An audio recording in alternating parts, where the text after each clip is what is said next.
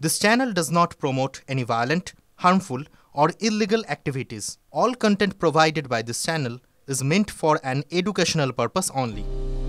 যখন সাধারণ ভারতীয় মাত্রেই শুধুমাত্র ফিক্সড ডিপোজিট বা পাবলিক প্রভিডেন্ট ফান্ডে টাকা রাখত, তখন থেকেই আজ পর্যন্ত যখন ভারতীয়দের কাছে বিনিয়োগের পন্থা অনেকাংশে বদলে গিয়েছে, শেয়ার বাজার বা মিউচুয়াল ফান্ড এসেছে, তখনও একটা জায়গা সেই আগের মতোই রয়েছে, যেটা হলো এমপ্লয়িজ প্রভিডেন্ট ফান্ড বা ইপিএফ ও গ্র্যাচুইটি।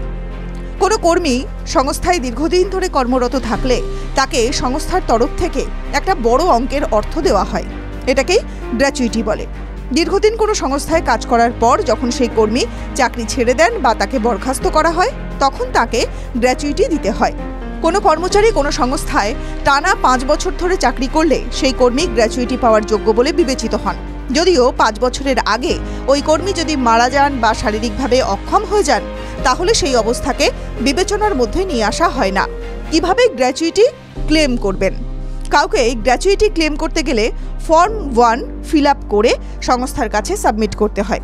এই ফর্মে সমস্ত তথ্য, যেমন নাম, ঠিকানা, ডিপার্টমেন্ট বা বিভাগ, সংস্থায় জয়েনিংয়ের তারিখ, সংস্থা ছাড়ার তারিখ, কতদিন ওই সংস্থায় চাকরি করেছেন, শেষ মাসে কত টাকা স্যালারি পেয়েছেন, সব কিছুর উল্লেখ থাকে।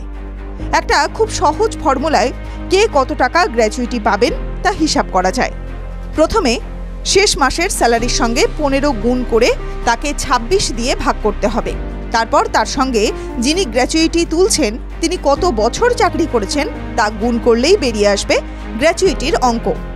আর শেষ মাসের স্যালারিতে অবশ্যই বেসিক ও ডিএ থাকতে হবে।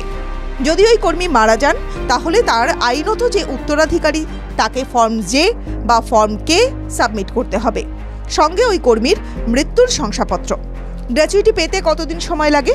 1972 সালে গ্র্যাচুইটি আইন অনুযায়ী ওই ফর্ম জমা পড়ার পর সরকারি হিসাব অনুযায়ী যে দিন দেওয়ার তারিখ নির্ধারিত হবে তার 30 দিনের মধ্যে গ্র্যাচুইটি টাকা ওই কর্মীকে দিতে হবে। যদি সময়ের মধ্যে গ্র্যাচুইটি দেওয়া না হয়, তাহলে তার উপর সুদ দেওয়ার নিয়মও রয়েছে।